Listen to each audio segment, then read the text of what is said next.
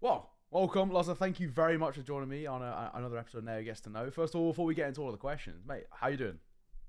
I'm doing good, thank you. Just come out of a 3 game week of Polaris, so it's been pretty stressful and long. So, I mean, apart from that, it's just going good. Yeah, I'm doing all right, thanks. Fair enough. I mean, let's go back to sort of the start for you. What is your introduction to esports? Where did it all sort of begin for you? How did you get involved? What was your first kind of look into gaming and esports?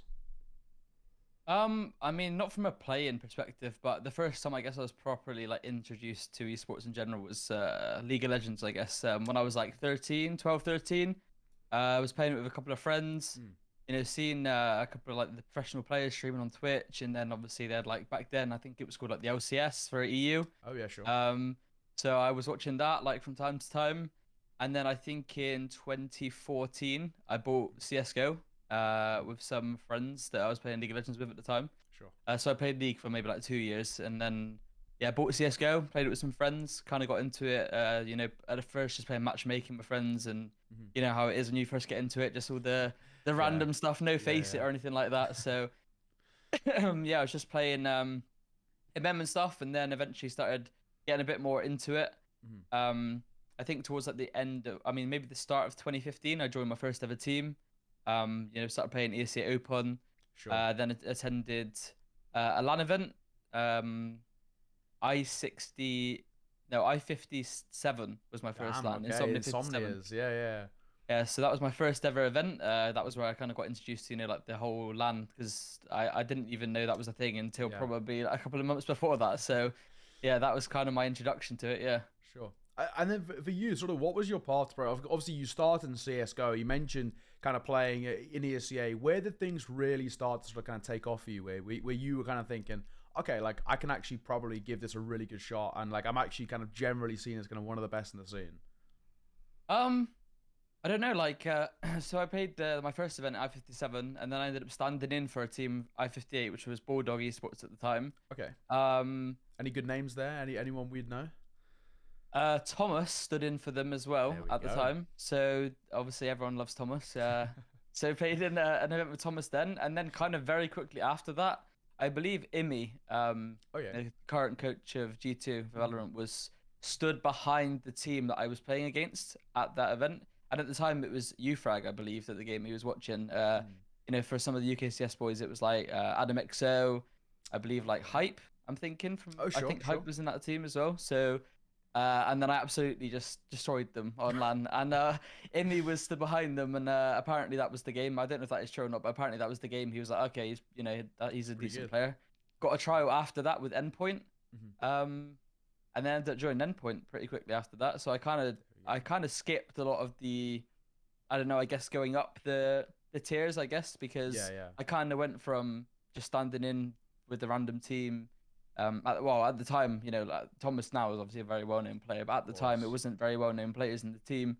Um, and then just kind of shot straight up to the top. So Hey, I mean, no complaints, right? For you, I guess you yeah, skip all the kind of the shit along the way, basically. So nice and yeah. easy. I mean, and obviously, kind of coming through CS:GO, is there any kind of players to you who are like a bit of an idol, bit of an influence, someone that maybe you kind of tailored your game after, or someone you kind of just loved watching growing up, like one of the bigger name pros? I mean, honestly, that when I was first kind of becoming like a professional, well, semi-pro, I guess at the time it would have been with Endpoint. I was kind of just watching every top AWP that there was. Like I'd Sure. watch every demo of everyone. Back then it was like Guardian and Kenny S, Yeah.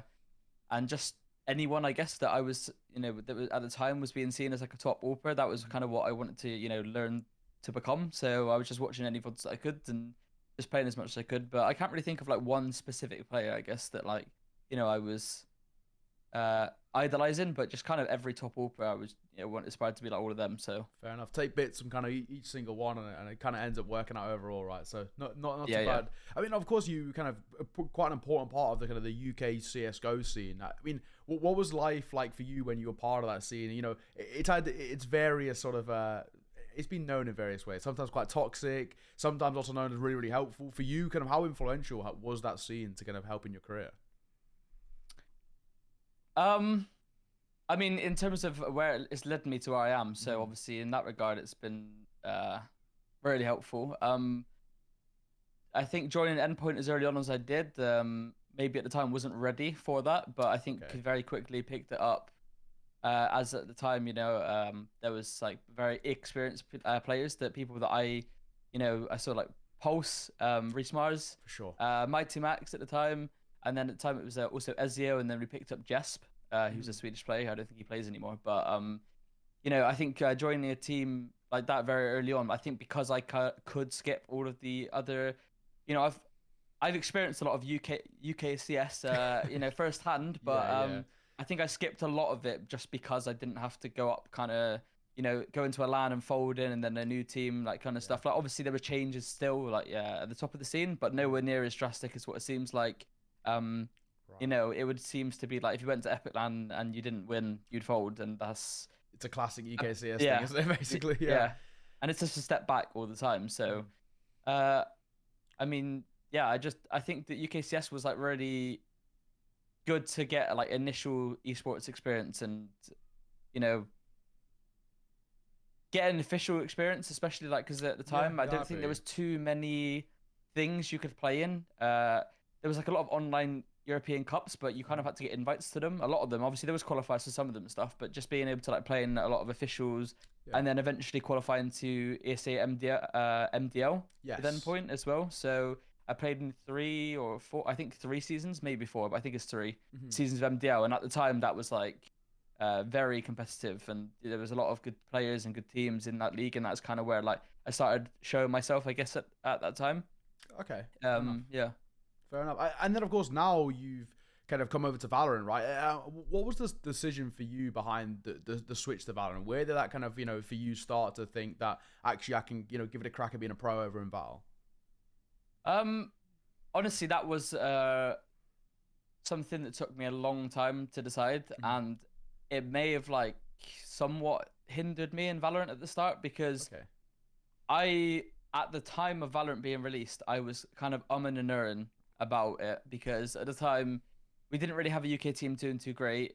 I was playing in FPLC, and I think like a lot of the UK team watched when I did the whole FPL race.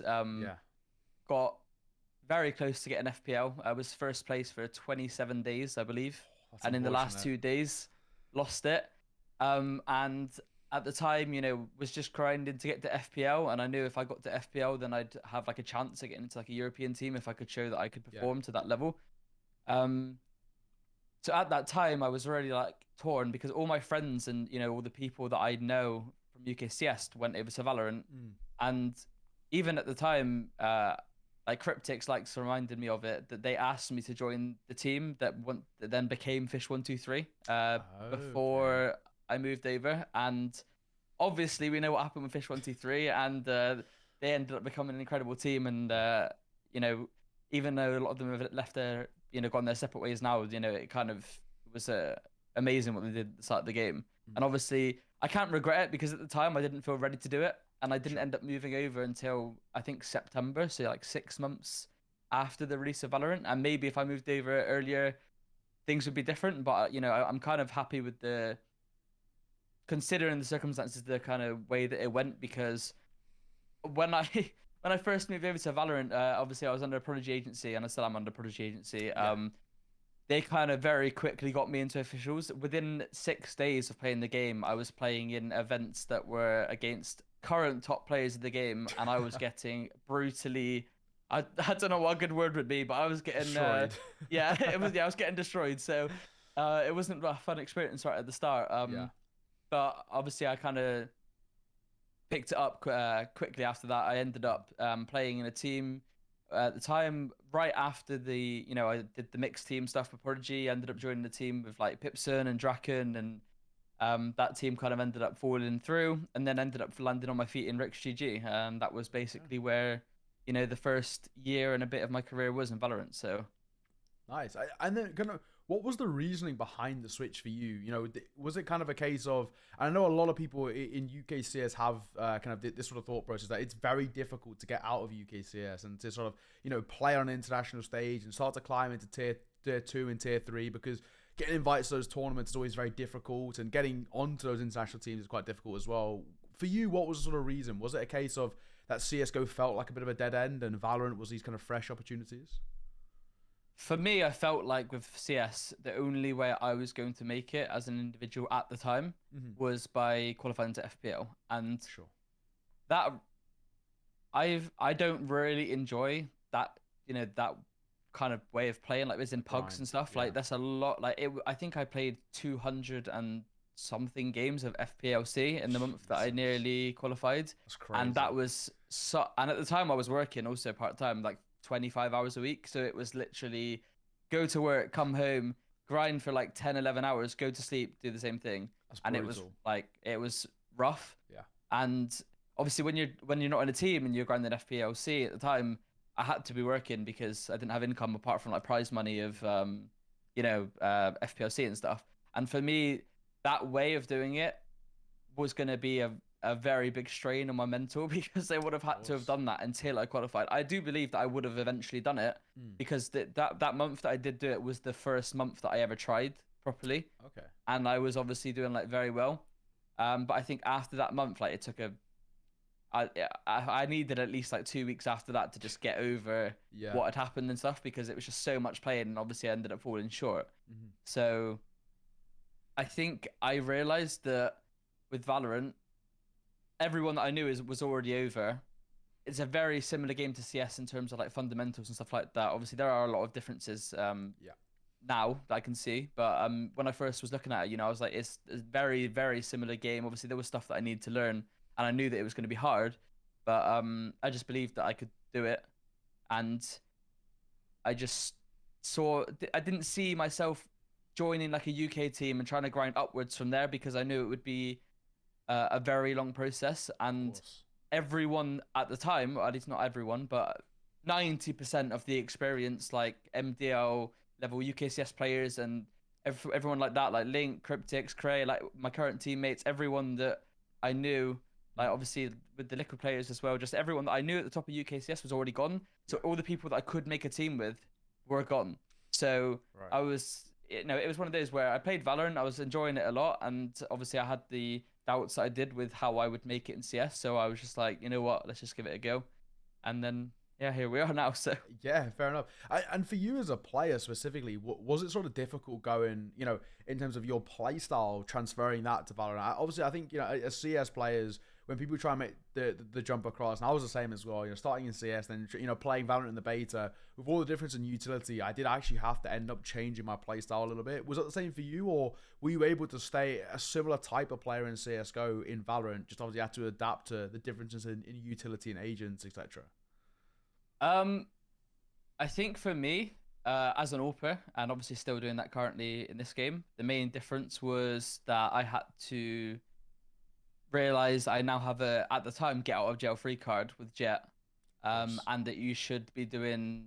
I mean, I think I picked it up pretty quickly, but for me, like in CS, I was never like I'm just gonna peek and kill everyone kind of. Maybe at UK lands when I thought I was just, I could just go peek everyone and just do it, but when I was playing in like, the MDL and kind of stuff like that, I would always say, like, I've always said that I'm more like a calculated player rather than like I'm just going to go peek everything. I would, say that I'm not just using my aim kind of thing. Like, I'd rather be playing smarter and more consistent. And that's kind of how it always was. And then with Valorant, with the, Jet at the start, it was kind of like, yeah, you can play like that, but after you've gone and peeked something crazy and just dashed away. So, that the second part of the round is kind of how you play with like a CS AWP, Sure. But in this game, the AWP is way worse than it is in CS. The only thing that makes AWPing good in this game is the agents. If someone's pushing your site on Inferno B in CS, you can just ace them if you hit the shots and there's not enough utility. Whereas in Valorant, there's not a chance you're getting 5 if they're pushing your site with an AWP. It shoots too slowly, and the only thing that makes the AWP good in this game is the abilities that you have to like, align with the operator. So I think it was at the time just getting used to that kind of style of play. I think after like maybe a couple of months, I kind of got the hang of everything. And it was also just a weird thing for me that in CS, as an AWPer on defense, I mean at a CT side in CS, so CT side obviously you'd play for picks, and you'd also be locking down areas of the map like by yourself where you can like Banana Inferno and stuff like that, where you can have early info for your team, kind of similar stuff that you have in Valorant.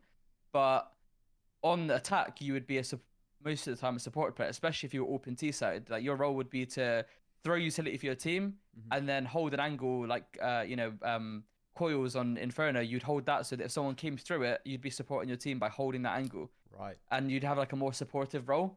And then in Valorant, there's not really a separation between AWPer and entry. At least there wasn't before Chamber. But as a Jet, you went from being the AWPer on defense to then being a hard entry on T side. Right. And I've never been an entry in CS, so I was a bit like, okay, this is different. Yeah. But obviously, you've got the dash and the smoke, so it's a bit easier, I guess, to entry in this game. But that was like the weird thing for me at the start. It's not like that. There's, you can't have roles on one half and then not the other half like you would in CS.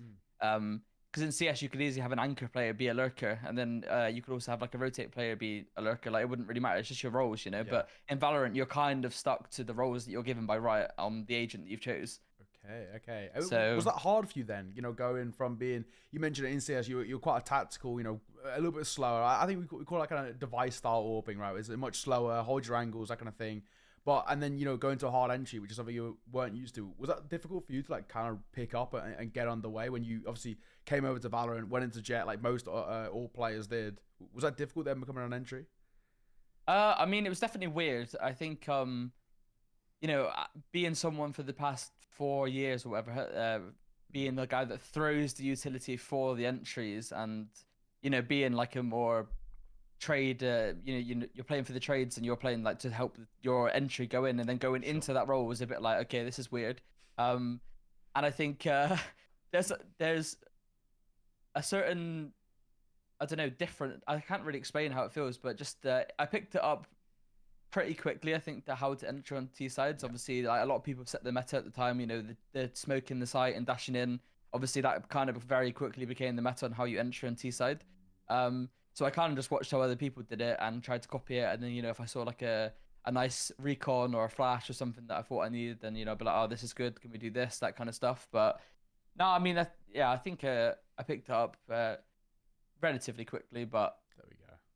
I guess that's all that matters, right? I mean, obviously for everybody, it's a bit of a learning curve coming through. Yeah. And so one thing you already mentioned, talking about your first kind of proper team that are Ricks, right? How did sort of Ricks come about for you? How did that opportunity come, and what was it like playing on the Ricks? Obviously, I started my commentating career in Valorant with Ricks as well, doing the Ricks Open stuff. So kind of a similar path, but in two different roles essentially.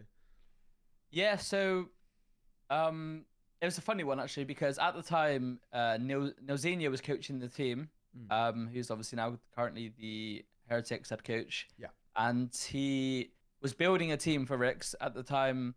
I can't remember who the 4-5 was before I joined, but when I kind of joined, it was still like Weber, KPiz, DPS, and then we ended up we had Hype, and then I think we got Fry. That was kind of who came in with me. Obviously another UKCS player that everyone will know from UKCS. Yeah. And then Weber ended up becoming the coach as Ne0 left to go to GTO at the time. So they were building the team, and they ended up building the team. But it was funny because Prodigy were the ones that suggested, they said that Ricks are interested for a trial and blah, blah, blah. And then I joined the trial, and Neil was like, are we allowed to swear? Because he was like, what the is he doing here? I said, I thought you were in CS still. And I was just like, no, yeah, I've moved over to Valorant. And so he literally said, I would have just asked you if I knew, but like obviously Prodigy got me the trial, and Neil had no idea that I'd even moved over to Valorant at the time. Right. So he was just like, oh, okay. And then I ended up trialing with them. And then we had Autumn as well, who joined alongside me at the time, and then it was kind of just made like that. But it was just funny because he had no idea that I'd moved over, and I got a trial through my agency to the org, and then Neil was just like, wait, what? Like, you're here? I thought you were in CS still. So it was funny. And for Riggs, obviously, that project, you guys seem to be, putting on some fairly decent performances. Competitive, especially being a bit of a mix at times and kind of just starting to find your feet. But how come it ended for you guys? How come, it went the other way?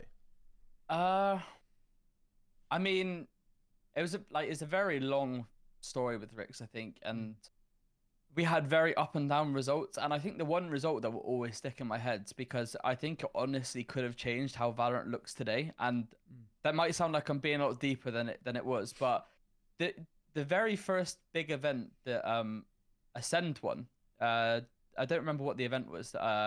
But you know when they were called Raise Your Edge, and then the same tournament they became Ascend.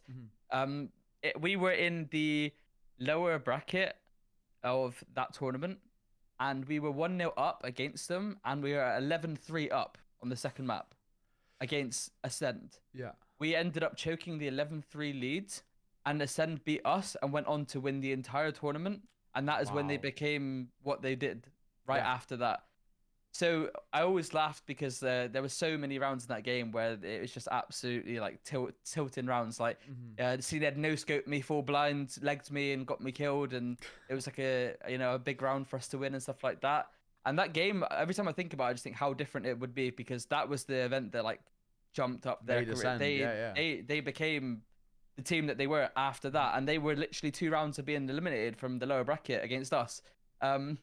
So for me, that event in general was just kind of crazy for what it could have done with the game in general. But with the Ricks after that, we kind of had like a bumpy period.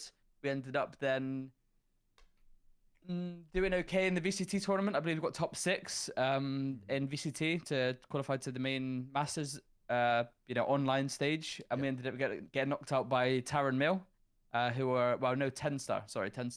And that is obviously currently mostly my team today that I'm currently playing under. Sure. Yeah. So they knocked us out of that. And then after that, I believe that would have been in like the January of 22, maybe. Yeah, I think it was January last year. After that kind of loss, I think Rick's wanted to change direction in esports and how they wanted to go. And, they kind of just said they didn't want to continue with how they were doing Valorant. I think they may return to Valorant, but at the time they were like, they don't want to be as invested as they were at the time. Yeah. So it was kind of like an org decision. I think that regardless, like the team may have stuck together, but it was, we were together for a long time. The core of us of like Latex, me, and Fry. I guess it would have been the longest 3 that we had. Like we were together like a long time, but yeah, obviously when the org decide they want to go another way, there's not really much that you can do. So that kind of just happened, and then right after that, I joined MOUZ Sports alongside Memset, who was currently in Ricks with us at the time. So yeah, I mean, I was going to bring up exactly that, and then you, of course, you moved over to the DACH region, play for MOUZ. I mean, how did MOUZ come about as well? I mean, quite a big org as well, obviously huge in CS:GO, but I think they're, from my understanding, they're massive across basically all esports. They have kind of their fingers in all the pies. I mean, how did it kind of start with you guys? How did the whole MOUZ opportunity start, and then moving over to kind of the DACH region? So with MOUZ, I think this was like it was when the VRLs were first being introduced. Sure. There was open qualifiers for all of the VRLs, and right after Ricks, got basically approached by my agent, and they said, MOUZ Sports want a team. There's a qualifier coming up, and like I've said that I'm going to build them a team. So we ended up getting put together as a 5. We played the qualifier literally the day after these discussions. We had no practice at all. Played the qualifier and qualified in the first week. And basically, right after we qualified, we were signed to MOUZ. So it was very quick and no practice. And that seems to be the story of my life recently. And not much practice going into officials. But very quickly, obviously, I think it was 3 days after Ricks told us what was going on. So it was very quick. Within a week, it was all kind of done. So it's pretty incredible. It's pretty rapid, right? I mean, talk me through the comparisons between kind of the DACH region and the I guess the UK or UK and Nordics region. You obviously now played both in Polaris and DACH. From having a few games on the belt now, Polaris, what's kind of the differences between the two? I mean, I think it's a interesting one because I think the regions have been shifting kind of each season as to which ones are the strongest. As I think the first season of VRL ever was like the Polaris region was the best. From what I remember, at least from my opinion, from what I can remember thinking that was like the strongest region. And then in the second split, I can't remember if it was the split, but I'm guessing it was the second split. Yep. The French league and the Spanish league at the time were looking like the 2 kind of strongest ones at that point. And DACH league, I would say, is probably like 3rd, 4th, like depending on the split it was and stuff. But it was like there was a decent level of competition. I think there were some kind of teams that were like relatively at the bottom, and it was going to be like that. But there was a lot of competition at the time in DAC when I was playing. There's there was like Focus and Wave in the first season. For sure. So that was like our main two kind of competitors that both seasons we had to aim to be beating. So I didn't feel like DAC was too competitive, at least in the normal seasons. Wave and Focus were like the main two teams that we always like were more careful of, I guess, and we ended up we were first place in both splits going into playoffs, but just in playoffs both times didn't go how it should have or how we felt like it should have at the time. So we ended up choking in playoffs in both splits of MOUZ Sports. And I think just in comparison to Polaris now, and I don't know how fair it is to do it because obviously what's happened with like the franchise being made and a lot of tier 1 players coming down to the VRL region, and obviously there being a massive shuffle and the new introduction of the LTR rules about 3 out of 5 instead of the prior 1 out of 5. Yes, yeah. So there's a lot of things that have caused the leagues to become how they are now, and the Polaris region, at least I think in a lot of people's opinion, and my opinion might be biased because I'm playing in Polaris, but I believe that Polaris currently is the strongest VRL region that there is. Yeah. I believe there are good teams in like all of the other regions, but there's just not as much of like a density of like good players and good teams as Polaris. 1 to 8 pound for pound, Polaris is stronger than kind of 1 to 8 in any of the other countries. While they may have like 1 or 2 teams, that's kind of exactly the same what I think. Like they may have 1 or 2 other teams that may be able to compete with the likes of the Apexes of the world, but like the other 7 aren't going to be as competitive as the other 7 in Polaris. Yeah, like I mean, it's very hard to say who the best team is out of all of the whole VRL regions, but I think I'd say it's relatively safe to say if you put, like you said, all 8 teams from each region against each other, Polaris would be the top one. Yeah. I believe we have the strongest players, and I don't know, it just seems like every kind of team has got something behind them, whether it's like a hardcore experience or fragging ability and stuff like that. I just think that I don't know, every game of Polaris, I'm going into it with like, I know we should win if we play how we should, but we can definitely lose if we don't play well, we can definitely lose. And that's like not the feeling I had in DAC. In DAC, when I went into some of the games, I was like, there's not a chance we're losing this game. And that is bad to like, go into a game like that. But with Polaris, I know that if we do not play to a standard, we will lose. And that is like the difference, I would say, that with Polaris, the level of competition is higher, and I still believe that we are a top team in Polaris. But I know that if we go into a game and we're, taking it for granted that we're going to win the game and stuff like that, then we will lose. So that is how I see Polaris being. That's my main difference, I think. Fair enough. And of course, recently you've been playing with the mighty Petite Bouffon. How did this sort of project start? Of course, you made your way for the Beacons. You qualified alongside Vamanos coming in towards Polaris. But, how did Petite Bouffon start? I mean, all in the Beacons, but where did it begin? So it was a long process, honestly. It was a lot of talking, a lot of if, buts, and maybes, but it kind of just ended up happening. Obviously, I ended up leaving MOUZ in August, I believe it was. Sure. And then with Brody and Cray, they were in Madlines, and they got the news that they were being benched. Yeah. And Russ had also just left Guild. So it was kind of us 4. And Trav at the time was still in Ascend, and he was obviously like a dependent on what's going on with Ascend. Like we didn't really know.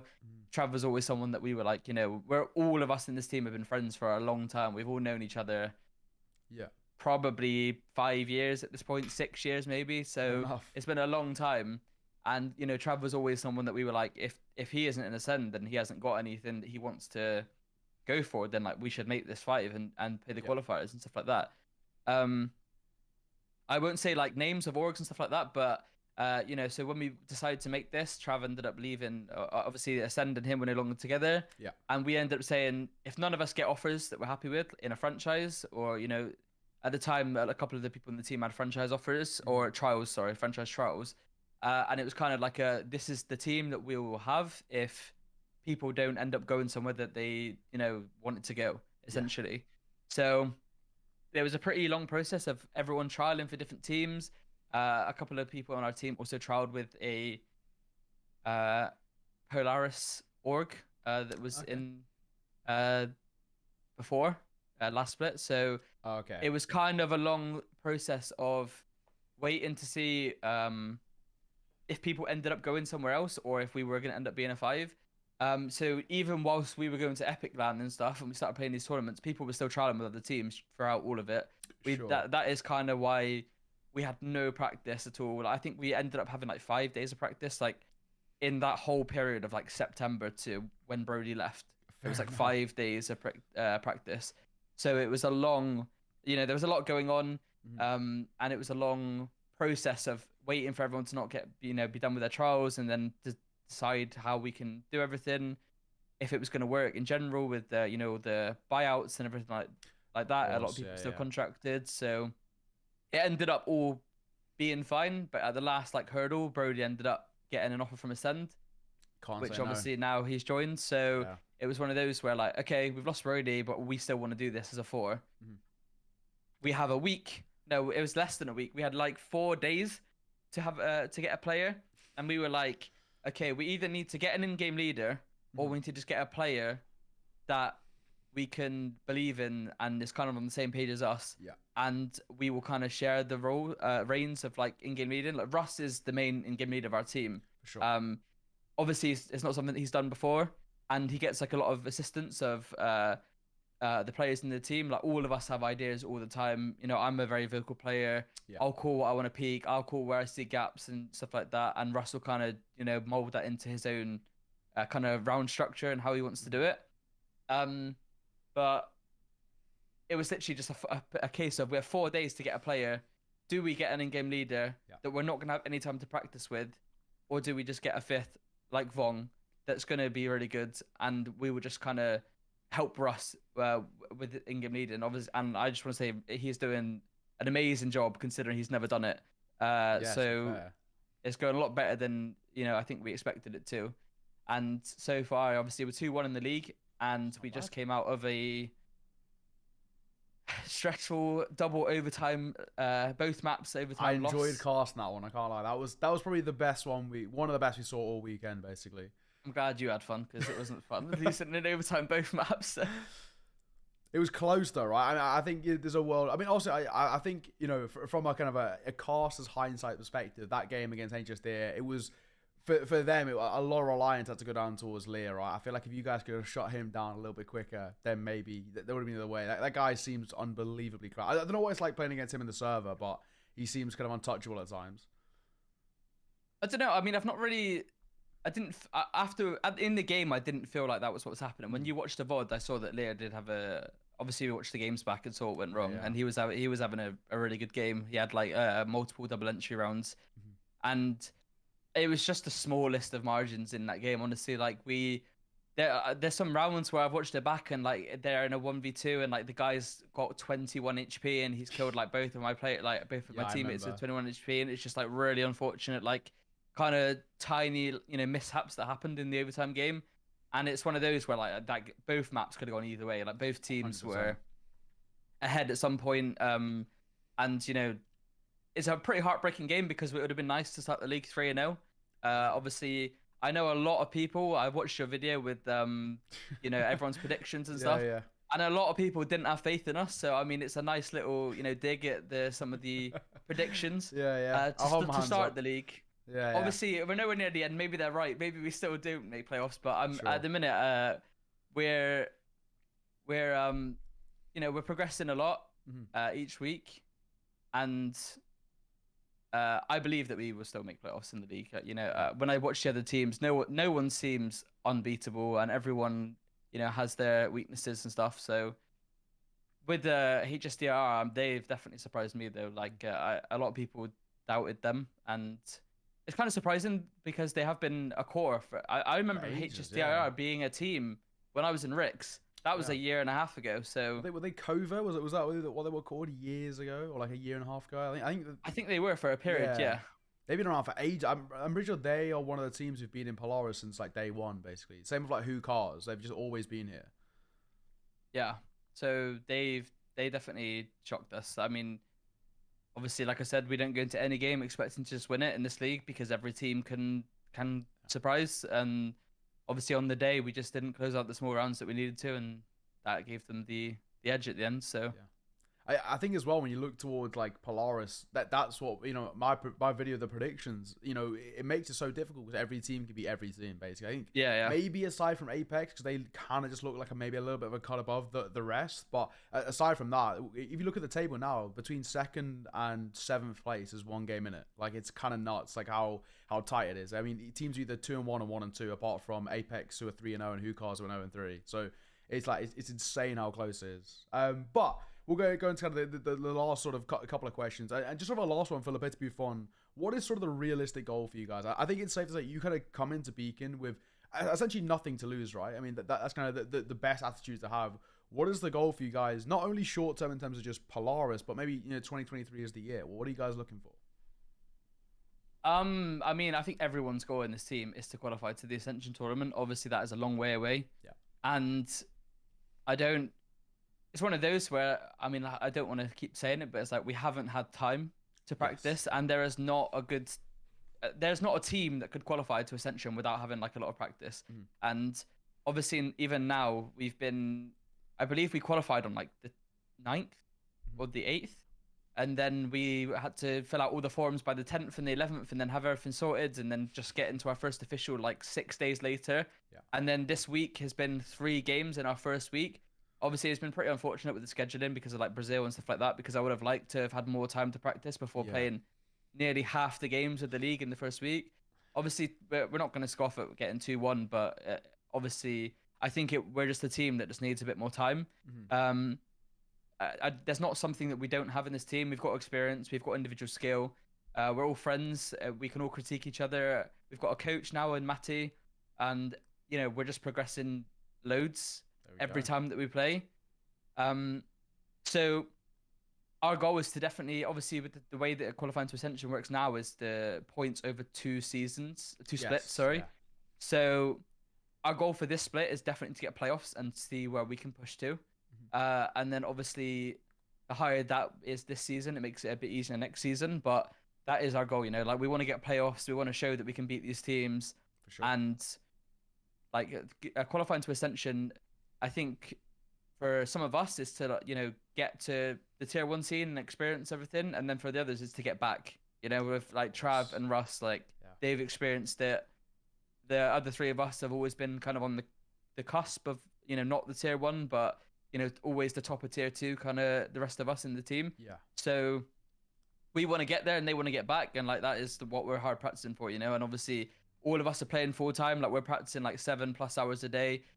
And we have no org, and obviously that is like a massive thing that we're hoping to get. So when we get an org, that will make everything easier for boot camps and stuff like that, which obviously we don't currently have the luxury of. So, yeah. Okay, fair enough. I mean, there's some. It's good but realistic goals in a way, so I respect it. And I kind of want to move on a little bit more of a broader scope now and look towards things like franchising. And as a player, I think, you know, you guys might have different opinions to, you know, the casters or the journalists of the world. What are your thoughts on franchising and kind of how it's been so far? Initially, I hated the idea of it because I was under the impression that you wouldn't be able to qualify to it. Yeah. Because I believe that's how it works in League of Legends. I think they have so. Like, they're just locked in there, yeah. And for me, that honestly, that could have been like a massive turning point for the game. If that would have been the case, where you're either in the franchise or you're not, and there's no way to get up, I think that could have literally just completely killed the tier 2 scene. I think we'd have seen so many players go back to CS. We'd have seen so many players just quit esports in general. Because if there's something, you know, if there's a top league and it's unachievable, aside from getting picked up by a team, all that promotes is individuals playing for themselves to look better, to go up. There's no team like aspect to it anymore. Like, I think the you know, the story of making a team, qualifying through beacons, winning Polaris or any league, going through the Ascension tournament and qualifying to the franchise is like as big of a kind of story that you can get. You know, like it's that's what kind of everyone wants to do. And in CS, we've seen how many times there's been like an underdog story, and they're often the best ones. Like seeing a team kind of be made of people that aren't necessarily tier 1 and just start smashing everyone. Like I was kind of out of the game by the point that they started becoming big, but the current are they the current Cloud9 team? But in CS, with like Shiro and Yeah, old Gambit boys now Cloud9. Yeah. But before that, right, I swear they kind of just made a team as a 5 and just kind of came out of nowhere. Then and joined up Gambit. They were Gambit Academy, Youngsters, right? yeah, the academy, and it was basically kind of just Hobbit, and then it was just like kind of 5 around him as some academy side who no one really ever cared about, and then they just start destroying everybody. Yeah, and then ended up joining, like, they became then the Gambit main team, right? And then Cloud9. So like, those are the things that everyone like wants to do. I think the game would have just taken such a bad turn if that was what they did, but I'm glad that they didn't do that. So with this system that they've got in place, I really think it's like a lot better than I initially thought it was going to be. Sure. The only thing that I think to make it better, like, I really, I enjoyed I like the way they've set up all the franchising with the different regions and everything like that. The only thing that I would prefer for us European teams is I think it would have been way better if there was like a league in between the franchise and the VROs. I think it should have been franchise, a league, and then VROs. And the league below should be the best of the best that aren't in the so franchise. More international thing essentially rather than having kind of regionals. Yeah, because I think the regionals are really good for kind of creating talent, and it would be something that they should always keep, even if they did end up making this other league. But I just think it would be a lot more interesting to watch and a lot more, well, to be fair, I'm in Polaris and I think it's already a competitive league anyway, but for some of the other leagues, it would just be way more fun playing against the best of the best that aren't in the franchise. And I think the viewers would prefer to see good teams against good teams all the time. No one wants, I mean, I'm not saying it's like this, right? But if there is a league where it's very like top heavy, there are 1 or 2 good teams, then the other's not so great. No one wants to watch a top team smash a lower tier team. Yeah. So that's the only thing I would say. But with everything else I've seen with the franchising, I'm liking the way that it looks. And obviously everyone has a goal of qualifying to the franchise tournament and making it to the franchise. I mean, the Ascension tournament, qualifying to the franchise. So. And on a kind of a more, I guess, personal basis, is there anything you want to change with Polaris? Obviously, you're now part of that circuit. You've kind of also experienced the regional leagues in the old state and now, of course, the new state. Is there anything you change with kind of how things are in the 2023 sort of Polaris circuit and the kind of regional league circuit?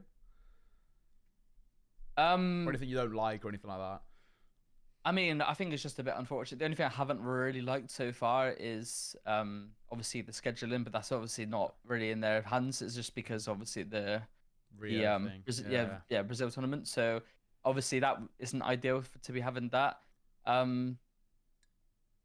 mean, that is all I can really think of like that. I haven't really liked it. It's just the scheduling that's been a bit rough. But I mean, apart from that, like, because it was a bit mental qualifying, having to fill the forums out within like 48 hours, and then having everything sorted so quickly when it was a bit tight on schedule. But yeah.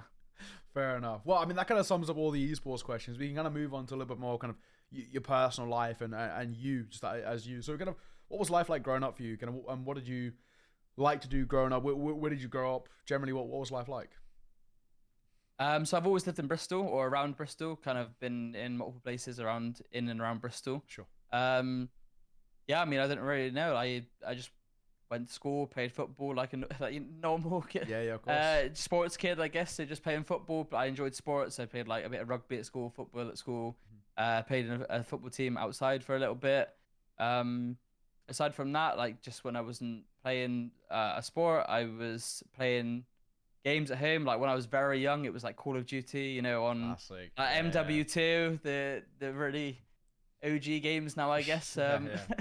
MW2 and just playing like Call of Duty and stuff. And then when I was like, I guess 13, 14, like as I said earlier, like just bought a PC and then started playing a bit of League of Legends, and then just kind of transferred into CS and then Valorant. And I've not really played much else apart from CS and Valorant since I was 16, I guess. So fair enough. And of course, like nowadays, is there anything that you like to do as sort of a hobby outside of esports? Some people kind of, you say you may play a bit of sports, or some people like movies. For you, is there anything nowadays that's kind of a hobby when you want a bit of a break from games? I mean, I like traveling, and I spend a lot of time in Norway because my girlfriend's from Norway. So okay, nice. I think it's very different being in somewhere like Bristol and then going and spending some time in Norway, because it's just nature everywhere. There's lots of just like mountains and stuff like that, and that you just never see here. It's just Yeah. buildings everywhere here. So I just yeah, I like traveling. Like whenever I've gone to like new countries and just new places in general, like it's really interesting to go and see and stuff and Sick. doing that. So that's my main thing really. Apart from that, I'm just a gamer. Like I'm just playing Valorant. It is what it is. Yeah, yeah. Well, I mean, as well, this kind of maybe a little bit of a harder question, but kind of if you weren't involved in esports as a player, you weren't a professional player, what do you think you'd be doing? Well, I'm currently on a suspension of studies, but I have 1 year left of my law degree. So Nice, fair play. I've got 1 year left of my law degree. Obviously, I intend on continuing with esports, and that is what I want to do. But I think it's good just to have a backup. So, and that is what I'd say to most young aspiring pros as well. Make sure you have a backup because it's not something you can do for life unless you end up, changing from a player to coaching or commentating like yourself or just in general content. So, yeah, have a backup. But, smart. Yeah, I like that. And for you as well, was it hard having the conversation kind of with your parents and saying, hey, I'm going to give this a go. I want to go full time. Even to say, I want to take a break from studying law and I want to try and, pursue this full time. Was that a difficult conversation to have with kind of your family and say, I'm going to go for this? I don't know. It's a bit of a complicated one because when I was 18, that was when I was in Gfinity with XL in CS. Yeah. And at the time, there were salaries that you couldn't live full time off of, but they were like nearly. So if you had a part-time job and, Gfinity, you could live, I guess. So yeah. I was working like 30 hours a week, I believe, at the time, alongside doing that. And then when I kind of was doing that for about 2 months, I think after the first split, I reduced my hours and I was saying to my mum, like, I want to focus more on CS. I'm going to like reduce my hours. And obviously I'm getting paid to play CS as well. Yeah. And I also had to go to London every weekend. Like I had to get a train from Bristol to London and then come back. Wow. So my weekends were fully gone. So I just said, reduce my hours. And then I ended up rejoining Endpoint after that. And it was kind of a similar story there. So it was kind of like, she's been eased into it since I was 18 that like, this is obviously now that, yeah. And the stakes are a bit higher now, I guess, with esports in general. Like there's, now there are genuine full-time salaries being offered. Sure. Whereas back in UKCS back then, there was not really a full-time salary to be had. So obviously with the success that I had, I guess in like Ricks and then like MOUZ and everything like that, I was doing my studies alongside my time in Rick, so it was very hard because I would be practicing 7 hours a day, finishing, doing law work, going to sleep, and then doing the same thing every day, and it was very tiring. And obviously now I've got a year left, which I have to return, at some point to do my last year. But I mean, yeah, it's busy schedule. She wasn't shocked, but she wasn't shocked just because it's been something that for a couple of years that I think she's known I wanted to do. So yeah. Fair enough. A bit of a sort of a long time coming in a way. But then obviously you mentioned you work part-time. What were you doing part-time to kind of fund the esports life as well? I'm sure that there's loads of pictures on Twitter and stuff. I was working in the kitchen for most of it. So there's a couple of pictures on Twitter of me with a chef hat on and stuff. So I know I've seen them a few times. But yeah, I was working in the kitchen for a lot of the time, like a carvery restaurant place. So yeah, I mean, that was what I was doing most of the time, just like something. The bills, right? Well, yeah, and it's just something that like, obviously I couldn't do like a 9 to 5, so it had to be something where the hours were kind of flexible and stuff. So yeah. That was the best thing that I could do alongside esports at the time. So yeah. Fair. I respect that. And then we can kind of move on to just the final few questions. And these are sort of a few from Twitter and Reddit, and just people that they've asked you. So the first one, someone asked, would you rather be on a UK team or an international roster? If it was like, same money, same everything, same opportunities, for example, would you prefer to be UK based or international based? UK based, I think. Okay. But I'm very biased in saying that because I'm in this team. If I wasn't in this team with these UK players, international for sure. Okay. Like it's one of those where I think that the ones I've got are the good eggs, and maybe there obviously probably are some other good eggs that I've not played with, but I just don't. I think if it wasn't with these lads that I'm currently with a couple of exceptions, obviously like we had Brody, he's not here anymore, but international would be my answer if I wasn't with the Petite Bouffon. So Okay. Another one asked, someone asked, you kind of sort of already mentioned this, but did you have any other opportunities to play in other leagues, rather than playing with Le Petite Bouffon? I had a couple of trials with like some teams in like the Spanish region. Okay, nice. But I mean, for me, I was saying from literally September that unless it was a very good team, I wanted to be in this team, and I would have turned down like a lot of teams to be in this team because this is the team that I believe can do what I want to do in esports. Like if I knew that I'd only just always be, you know, falling short in esports and not quite getting where I want to, then I'd rather just like not play because I want to get to where I want to get to, and for me, this team was the way to do that. So Respect. yeah. Okay. Someone else asked, in your opinion, which agent needs the biggest rework at the moment and why? Harbor. Just that because agent. He's shit. Yeah, he's just shit. Like, he's terrible. Like, I don't know. I was actually watching Tom Viz's stream yesterday for Polaris, and someone said in the chat, "How have we had someone release Chamber and then Harbor?"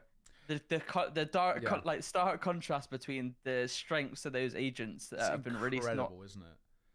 I don't know. I think there's a couple of agents that I know with Riot. They want it to be that every agent kind of has a spot at least somewhere in the game, and I think that currently that's got to be like Harbor, Yoru as well. Like they did rework Yoru, but I still just don't know.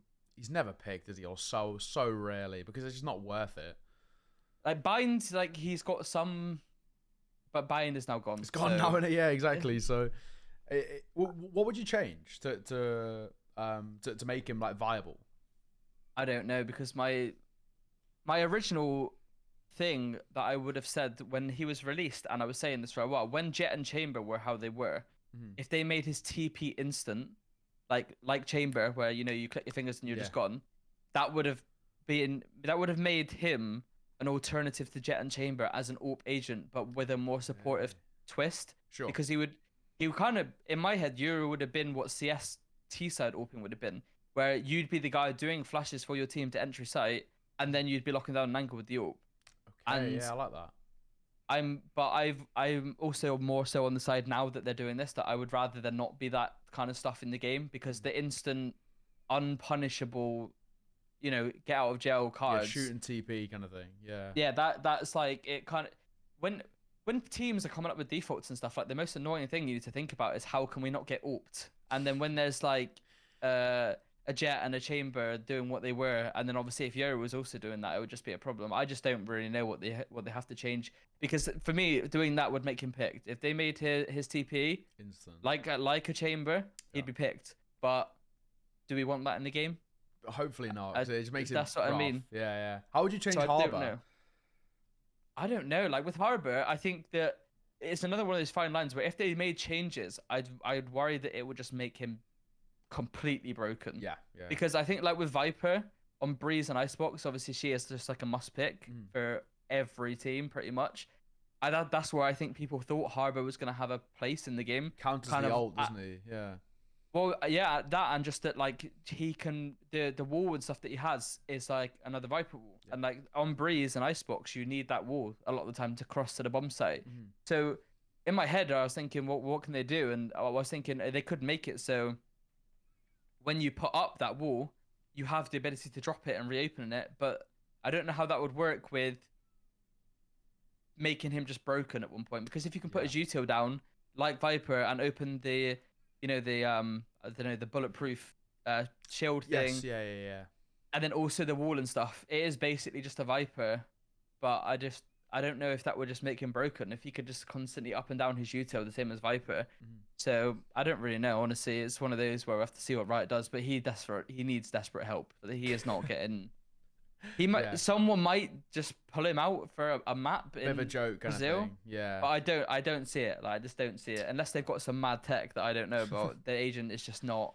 Yeah. Isn't not strong enough. Okay, and then the other way, someone also asked, who do you think is the most OP? And of course, the changes to Chamber now, I guess it's not as an easy as an answer. So who do you kind of think is the most OP agent at the moment? God, that's actually. I think this might be the first time in the game when you could ask me that, and I actually It's tough, don't yeah. have just a definitive answer because it obviously was Chamber for the longest time. It was Jet for the longest time. Mm.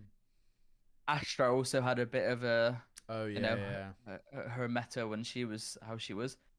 I don't know. Would you think it's finally like actually quite balanced? I think it is. Yeah, like, I think that there. I think that there's for the first time there's more agents that need help than ones that need nerf. Reworking. Yeah, yeah. So I think that that's like a good state for the game to be in. Yeah. I mean, right now I think we're probably seeing the most variants of comps that we've ever seen. Like obviously, I think we were getting a lot of question marks about our chamber pick on Fracture Mm. that we pulled out in Polaris, but I think Chamber still has a spot on some maps. Obviously, he's not anywhere near as good as he was before, Mm. but there's ways to use him. But I don't know. I think everyone is kind of in somewhat of a decent spot. Yeah, fair enough. Another one. What are your thoughts on the new map, Lotus? Like, is it a map that you personally like, or you're not a fan of? What do you think? I've played a couple of ranked games on it. Mm. It seems a very fun map to watch as a spectator because it seems like there's a lot of fighting to be had. There's a lot of very early like map congestion, which is like I think more fun to watch because like when it's something like Bind, there's a lot of like build up. Like you want to take long control, you want to take hookah, you want to make sure they're not in bathrooms. Yeah. You want to like strategically clear out where they can be, and then kind of execute on a bomb site. Whereas with Lotus, I mean, I obviously haven't seen a pro match played on it yet, but from what I see in ranked, there's a lot of very early fights to be had, Okay. and I think that's always fun to watch. So Fair enough. So you're a fan, basically. yeah, I think it will be a good map. I think Easy. it will be. Easy. I got another one. So someone asked who's the best player you've ever played with, and then give us one for CS, then one for Valorant. Best player I've ever played with.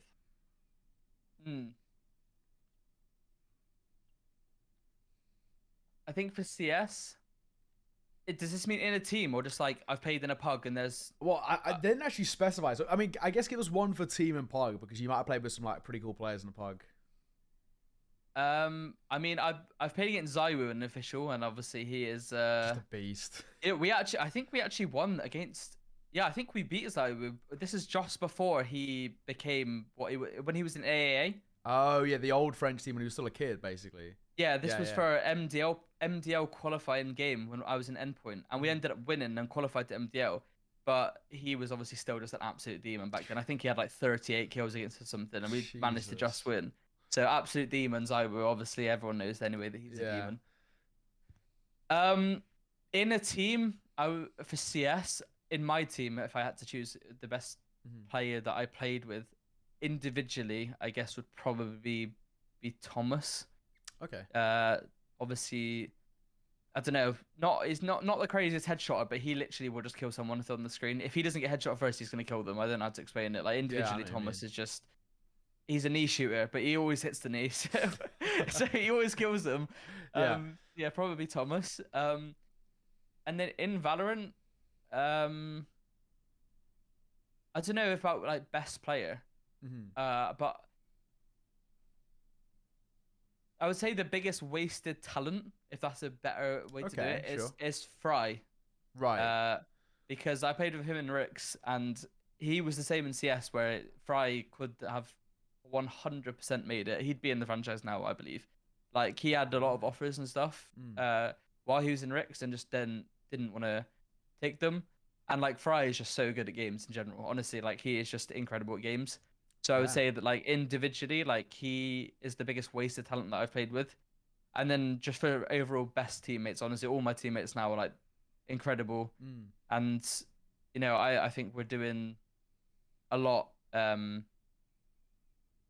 in a short amount of time, so which I think is really good. And not from like an individual perspective, but I really miss playing with Latex as well. I love playing with Latex in Rix. So fair enough. Okay, it's a good answer. I mean, I guess sort of a similar one here, but someone else was asking who, in your opinion, is the most underrated player. It doesn't have to be someone you've played with as well. Just someone who you've kind of seen maybe in ranked or scrims, or you've seen in some pro games, but.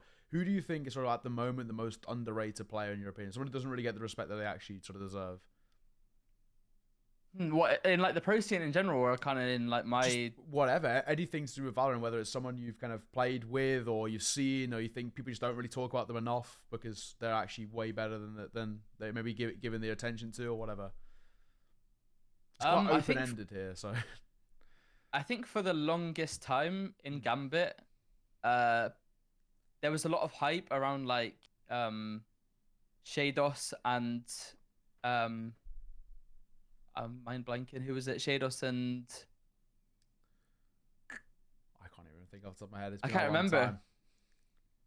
time. I'm just gonna check. Go for Actually, it. it's gonna be too longer to check. I think they haven't been in Gambit for so long For now. ages. Old. Okay, yeah. Sorry, there we go. Okay, yeah. Nats and Shados were like obviously getting so much credit, and they are both incredible players. So Yeah. like it was very deserved. But I also think that like Chronicle and Defo were doing like an incredible amount in that team. Obviously alongside Redguard Cooling, but I think that's kind of a separate thing itself. But that team was like all five of them were just absolute demons. Yeah. And like I think a lot of the time it was just like Nets and like Shados were just, you know, the names that people were saying. But I think every single person on that team was just incredible. And I don't think they would have done it how they did without that five. Fair enough. Another one, bit of a rogue one. Favorite food or snack? Favorite food? Honestly, it's probably quite boring, but I just love steak, so I would just go with Can't go steak. wrong. I love Yeah, steaks. That's absolutely, fully justified. Penultimate question. Is there anyone in Valorant as a kind of a player that you would say is a kind of a bit of an idol or someone that you look up to in terms of a player? I mean, it's kind of the same with CS, to be honest. Like, there's not really like one specific individual. It's kind of just when there's been a meta and someone's been incredible in that meta, I've just watched them. So Yeah. obviously with Chamber, it was Ye. Like Ye is somebody that every single if someone was a Chamber player and said they haven't watched him, then I don't know what they're doing. Like they're trolling. So Yeah. I've watched like a lot of Ye, and just in general, like early on in the game, I was just watching like kind of any Jet that was just playing like really well and what they were kind of doing that differently to, you know, because there was a lot of stuff at the start that like kind of just gradually came in, just, you know, like the updraft dash onto like Gen, like that didn't happen on Ascent like straight away. It was kind of just the floor dash, and then just learning the tiny bits of tech that people are like pulling out and stuff. So just anyone that's been playing good at the time, I'll see what they're doing and just have a look. So Fair enough. And then the last question, I guess you can give me it's a bit of a two-parter here, but what is your sort of favorite memory from CSGO, and then what's your favorite memory so far from Valorant? Favorite memory from CS is when I went to play at DreamHack. I think for me that was like, this is like what a LAN is like. Yeah. Not your epic LANs, not your iSeries, not because like, you know, I'm not saying they're bad or anything like that, but that was like my introduction to like a tier kind of, I guess at the time it would be like a tier 2 LAN. You know, just everything from, you know, the travel and getting there and how you're treated and playing in front of a crowd.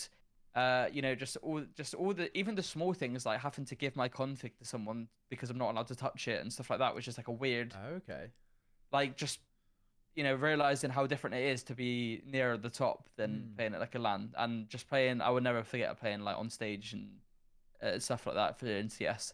And I think that just fired me even more to be like, this is what I want to be doing. Like in CS, it seems like weekly, like they go to events weekly. So insane. Yeah, so that was that for CS.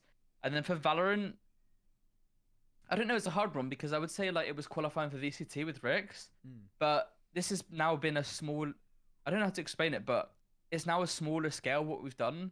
But for me, qualifying for Polaris with this team was like the most, like, I was just like, yes, like, the grind's paid off kind of thing. Yeah, like even though it was more, a lot more, what's the word? Like what we did in VCT was a lot harder and a lot more grind was required and stuff like that. This has not been anywhere near as like a hard of a grind and hard games to do what we did. But for us, I think it was just, it's a team that we wanted to be in, and if we didn't qualify, I have no idea what we'd all be doing now as individuals, because everyone would have had to have gone off different teams, and you know, you can't even qualify currently to a VRL. So I don't know. I think just the, like, thank God we qualified with this team. Has been 2023, hasn't it? Basically. Yeah, for sure. Like 2023 would just be looking so different if we didn't qualify. So yeah. Fair enough. Wow. I mean, mate, that more or less sums up all the questions I've got, and people on Twitter and Reddit have got as well. So, first of all, thank you very much for joining me. I kind of open the floor here. Is there anything you want to shout out? You're more than welcome to. Feel free. All your socials are already kind of linked and below your head and all the good stuff. But anything else, feel free.